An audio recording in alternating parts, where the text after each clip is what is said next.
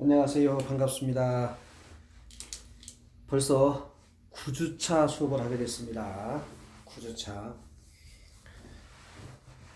8주차까지 물리광학의 내용들을 쭉 정리를 해봤고, 특히 8주차는 기타 여러가지 영상도 좀 봤습니다.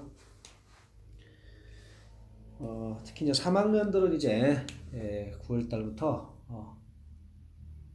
모의고사를 좀 보셔야 돼. 그래서 2학기 때 상황이 어떻게 될지 몰라서 2학기 상황은 아무도 예측할 수가 없어요. 그래서 여러분들은 이제 남은 이제 9주, 10, 11, 12, 13, 14 6주 동안에 국시 대비 이 기하광학, 물리광학 공부를 좀 하겠습니다. 어려운 거 위주로 하지 않고 쉬운 거 위주로 해서 쉬운 걸로 해서 자꾸 반복 또는 뭐 아는 것을 확인하는 정도, 그 정도 할 거예요. 만점을 목표로 하는 게 아니고 60% 확률. 근데 우리 같은 경우는 그래도 한 70%, 80%는 맞추고 한 20% 정도는 뭐 버려도 괜찮으니까. 그래서 아주 편한 마음으로 내용을 정리해보고 자꾸 반복을 하도록 합니다. 자, 첫 번째 할 내용이 굴절률에 관한 얘기를 한번 연습을 해볼게요. 굴절률 우리가 N으로 많이 적죠. 자, 굴절률 하면 누가 생각나요? 굴절률 하면 스넬의 굴절 법칙이 있었죠. 굴절률 문제는 간단하게 어디든지 문제가 나올 수밖에 없어요. 그래서 자세히 보지 않고 그냥 간단하게 굴절률을 정리를 해보고 또 이와 관한 쉬운 문제를 좀 연습을 한번 해봅니다. 자, 굴절률은요, 어디에서 어디로 갈 때, 예를 들어서 공기에서 유리로 빛이 간다, 이렇게 한번 생각을 해봐요. 그러면 공기 중에서는 빛의 속도가 빠르고 유리에서는 빛의 속도가 느리다. 결국에 꺾이는 굴절들인 이유는 이렇게 빠르다, 느리다. 뭐라고 할까요? 빠른 곳에서 느린 곳으로 간다. 즉 속도의 차이, 매질에 따른 빛의 속도의 차이 때문에 꺾인다, 굴절이 된다. 그래서 얼만큼 꺾이냐, 그 정도를 우리가 굴절률이라고 말해줍니다. 우리가 익히 잘 알고 있는 파동의 속력은 진동수 곱하기 파장이죠. 자, 그런데 빛이 진행을 합니다. 어느 배질에서 어느 배질로 진행을 하는데 꼭 기억해야 될 거, 속도의 차이가 생겼어요. 속도가 변했죠. 그러면 누가 변해야 되느냐? 기억나죠? 진동수는 변하면 안 되죠. 파장이 변하죠. 그래서 빛이 진행하다가 매질이 달라진 거예요. 빛이 진행을 하는데 매질이 달라져. 공기에서 유리로 빛이 가. 이런 식으로 매질이 달라져. 이때 주의사항, 진동수는 변하지 않는다. 진동수는 절대 변할 수 없다. 요 사항이죠. 진동수는 변하지 않는다. 그래서 빛의 속도가 빠른 곳에서 느린 곳으로 가든지 느린 곳에서 빠른 곳으로 가든지 어디로 갈 거 아니에요. 속도의 차이를 말해주는 거죠. 속도의 차이는 뭐가? 파장의 변화가 생긴다는 거죠. 속도가 차이 나는 것은 파장의 변화가 생긴다. 속도가 변한다. 뭐가 변한다? 파장이 변한다. 그럼 빛의 속도가 빨라지면 파장이 길어져. 빛의 속도가 느려지면 파장이 짧아져. 그래서 빛의 속도는 굴절해서 파장이 변한다. 자, 진동수. 진동수를 변화시키고 싶어? 그럼 어떻게 하라고 그랬어요? 파동의 발생 단계에 관련 문제죠. 한번 파동이 발생해서 퍼져나갈 때 진동수는 변하지 않는다. 자, 여기까지 아주 쉬운 내용을 정리해봤어. 자, 그러면 첫 번째 굴절률에서 빛의 속도 개념이죠. 빛의 속도가 가장 빠른 곳은 어디예요? 진공. 당연히 진공에서 빛의 속도를 우리가 뭐라고 그랬어요? c 얼마야? 3 곱하기 10의 8승 미터 퍼 초. 자, 문제에서 이 값은 필요하면 주어줍니다. 상수값이니까 우리가 하도 많이 봐서 암기했지만 원칙은 숫자로 전부 다 주어져요. 단 진공 중에서 빛의 속도는 얼마다라고 문제에서 항상 줍니다. 그래서 무조건 빛의 속도는 이거보다 빠른 것은 없어. 이거보다 무조건 작아야 돼. 유리에 들어가, 물속에 들어가 그러면 빛의 속도는 이거보다 무조건 작아진다. 느려진다라고 보시면 되겠죠. 그래서 굴절률을 여러 가지 방식으로 정의를 해요. 근데 제일 이제 쉽게 정의되는 굴절률이 우리가 일반적으로 말하는 이제 절대 굴절률이라는 표현을 쓰죠. 절대 굴절률. 절대 굴절률이라고 표현을 하는데 얘는 뭐냐면 절대 굴절률은 방향이 이거예요. 빛이 진공에서 어떤 매질로 갈 때 그럴 때 이 매질의 굴절률 이것을 절대 굴절률이에요. 예를 들어서 아까 봤던 대로 진공에서 빛이 유리로 갔다. 유리.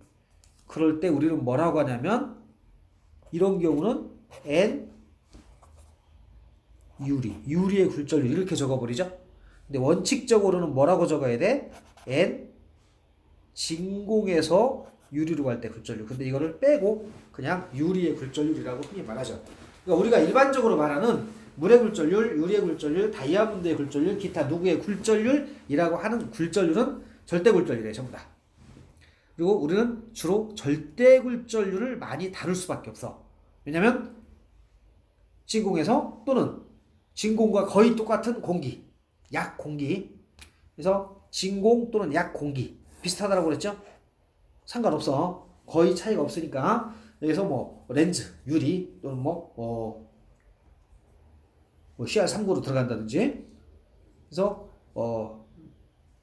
무조건 진공에서 어떤 매질로 렌즈로 들어간다든지 할 때 그 매질의 굴절률 하면 절대 굴절률을 말해줍니다. 근데 상대 굴절률은요.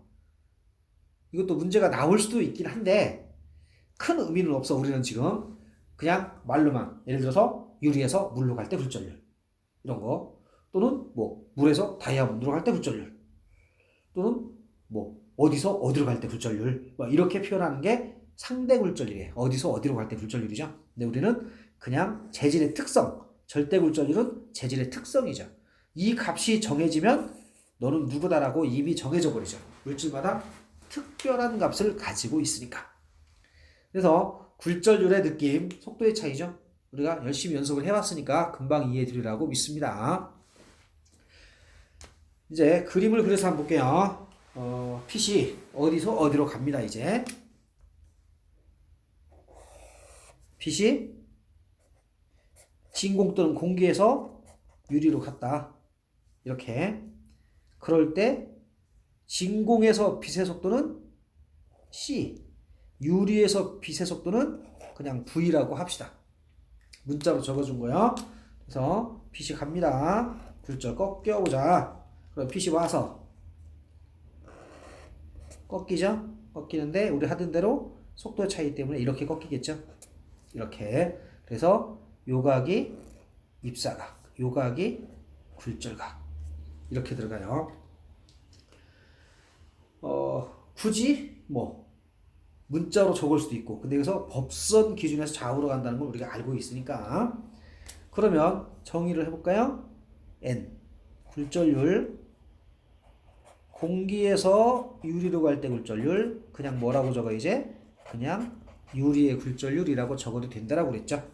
이것은 V분의 C. 속도의 B죠. 유리 속에서 빛의 속도 분의 그다음에 진공에서 빛의 속도 또는 공기에서 빛의 속도. 이렇게 일반적으로 적었죠. 그래서 간단하게 문제를 해결할 때 제일 간단한 형태의 문제는 이렇게 절대굴절률을 이렇게 풀어주시면 돼요. 대부분 이거죠. 봐. 공기에서 빛의 속도가 3 곱하기 10의 8승 미터 퍼 세크다. 유리에서 빛의 속도가 2 곱하기 10의 8승 미터 퍼 세크다. 그럼 유리의 굴절률 얼마냐? 그러면 그대로 적어주시기만 하면 되겠죠? 3 곱하기 10의 8승 미터 퍼 세크. 2 곱하기 10의 8승 미터 퍼 세크. 그럼 2분의 3 이렇게 나오겠죠. 1점 이런 식으로 계산하면 되겠죠.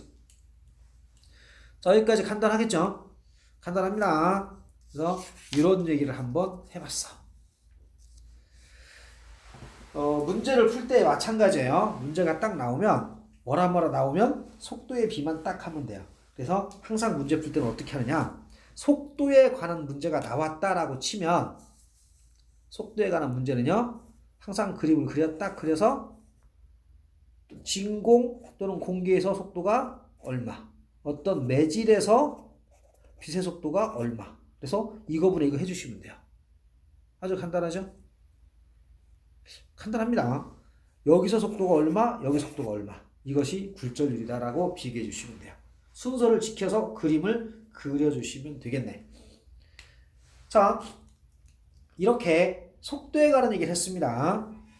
그럼 당연히 속도가 나왔으니까 여기와 여기의 파장이 속도가 3대2면 파장도 3대2. 잊어버리면 안 돼요. 속도가 3대2면 파장도 3대2. 왜? 진동수 불변. 속력은 진동수 곱하기 파장이라고 했죠. 그렇게 이해해 주시면 돼요. 자, 다음에 이제 이렇게 조금 더 확대. 매질 1, 매질 2. 너의 굴절률 N1, 너의 굴절률 N2. 이렇게 적을까요? 굴절률 얼마가 되는 거예요. 누가 크고 누가 작고 막 하겠죠. 그거는 상황에 따라 달라져. 근데 일반적인 그림을 하나 그려볼게요. 그 다음에 빛이 와서 이렇게 꺾일 수도 있고 이렇게 꺾일 수도 있고 상황에 따라 다르겠죠. 그래서 여기 요각을 세타 1, 요각을 세타 2라고 했어요. 세타 1, 세타 2. 자, 이제 스넬의 굴절 법칙.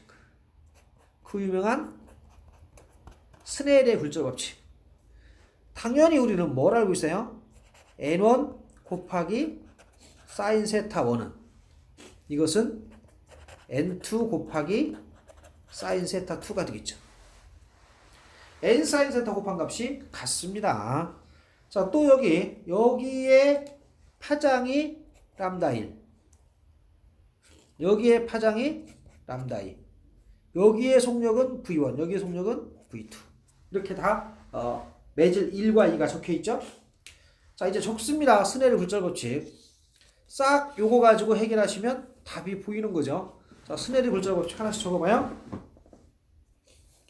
매질 1, N1 각 사인 세타 1은 N2 사인 세타 2. 또 N1 V1은 N2 V2. N1 람다 1은 N2 람다 2. 다 해결되죠? 이렇게 적어주시면 돼요. 이게 뭔 소리냐? 굴절률 곱하기 사인값 또는 굴절률 곱하기 각 매질의 속도값 또는 파장값. 이게 곱한 값이 똑같이 나오더라.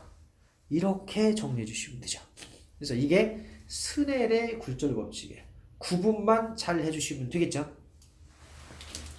여러 가지 문제들이 나올 수가 있는데, 자, 문제 형태를 보시면 뻔합니다. 이제 뻔합니다.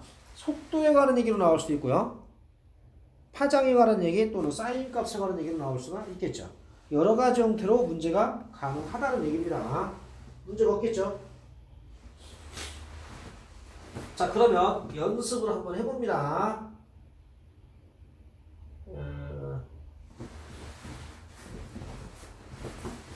자, 문제를 볼 때요. 요 얘기를 한번 해볼게요. 곱한값이 같아야 돼. 그러니까 n1과 n2가 있어요. 네가 크고 네가 작고 네가 커야죠. 됩니까? 항상 이런 패턴이에요. 굴절률이 크다는 것은 속도가 느린 거예요. 굴절률이 작다는 것은 그 매질에서 빛의 속도가 빠른 거예요. 자, 굴절률이 크다는 것은 사인 세타 값이 작다는 거고요. 굴절률이 작으면 사인 세타 값은 커져야 되겠죠. 파장도 마찬가지가 되겠죠. 자, 만약에 그림을 한번 그려서 봅니다. 만약에 여기 굴절률이 1.5고 여기 굴절률이 1.3이라고 가정을 해봅니다. 이렇게. 그러면 빛이 이렇게 왔어요. 그러면 빛이 와서 이렇게 갈까? 이렇게 갈까? 1번으로 갈까? 2번으로 갈까를 한번 비교를 해보자는 거예요. 어디로 꺾일까? 아주 간단하죠? 굴절률이 크면 사인 세타 값이 작아. 굴절률이 작으면 사인 세타 값이 커야 돼. 커야 되니까 누구요? 사인 세타는 세타에 비례하죠. 이제 0에서 90도까지는 각 세타가 커지면 사인 세타 값이 커지는 거죠. 그래서 그냥 아주 미세한 각일 때는 뭐라고? n 세타1, n1 세타1, n2 세타2라고 해도 상관이 없죠. 각이 작을 때는. 클 때는 사인을 붙여주는 거고요. 이렇게 생각을 하시면 되겠죠. 어떻게 갈 것인지 이 각과 이 각을 비교해봐. 굴절률이 크고 작잖아요. 작은 쪽에서는 각이 크게 나와야 돼. 작게 나오면 안 돼. 굴절률이 크니까 각이 작게 나오면 돼요. 굴절률이 작으면 이 각이 크게 나와줘야 돼. 되겠습니까? 그러면 속도가 V1이 빠를까 2가 빠를까? 당연히 굴절률이 크면 느리고 굴절률이 작으면 빠르고. 됐나요? 이렇게 구분을 해주시면 되지 않을까? 이런 생각이 들어. 자, 굴절률에 관한 얘기를 쭉 한번 정리해봤어요. 아주 간단하게 편한 마음으로 보셔도 무방합니다.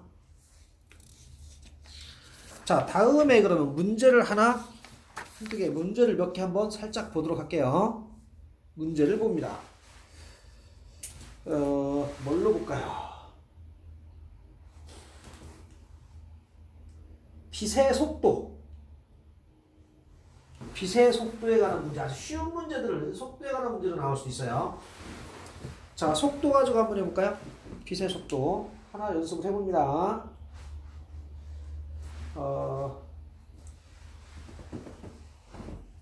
문제 하나 해볼게요. 어떤 물질 속을 지나는 빛의 속도가 2 곱하기 10의 8승 미터 퍼 세크다. 그러면 이 물질의 굴절률은 얼마냐? 근데 진공 중에서 속도는 3 곱하기 10의 8승 미터 퍼 세크라고 나왔죠. 매질의 속도, 진공의 속도. 그러니까 굴절률은 V분의 C 하면 되는 거죠. 그래서 V 2 곱하기 10의 8승 3 곱하기 10의 8승 그러면 2분의 3 굴절률은 1.5다. 굴절률은 단위가 없겠죠. 속도에 관한 문제입니다. 문제 없죠? 자, 다음에 하나씩만 연습을 해볼 거예요.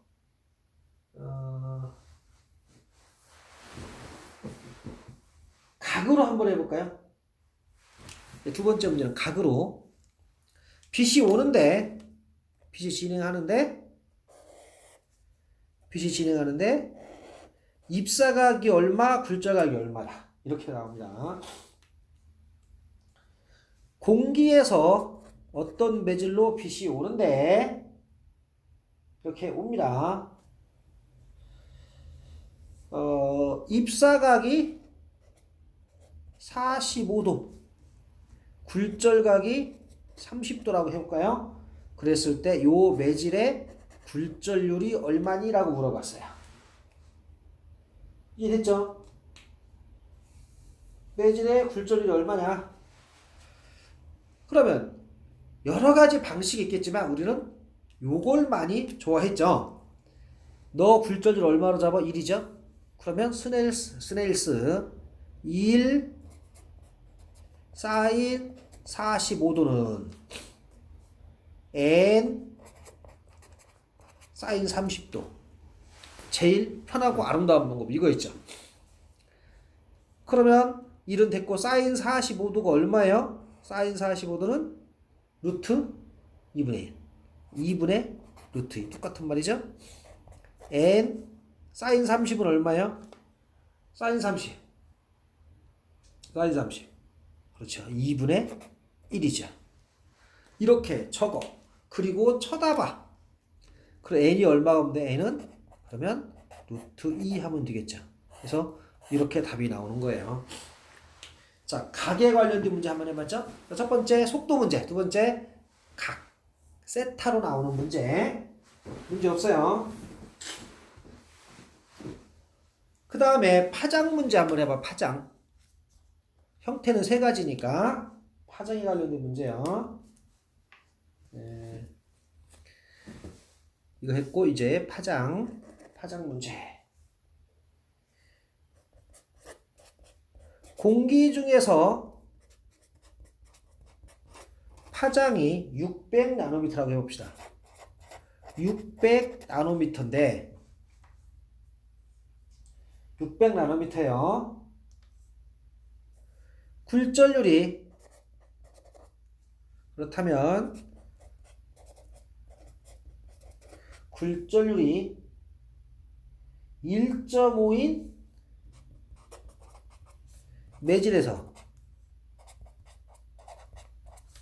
매질에서 파장이 얼마냐?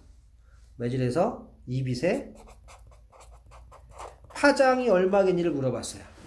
되겠습니까? 자, 이 문제 이것도 귀찮스 어떻게 할까요? 공기니까 굴절률 얼마예요? 1 파장이 600 1.5에서 파장 얼마냐? 적을까요? 스네일스 1 600나노미터는 n 파장 람다1 n1 람다1 n2 1.5 곱하기 람다 됐나요? 이것을 계산해서 요 파장이 얼마니를 구해주면 되겠죠. 파장이 얼마니? 그럼 얼마인가? 나는 1.5가 싫어.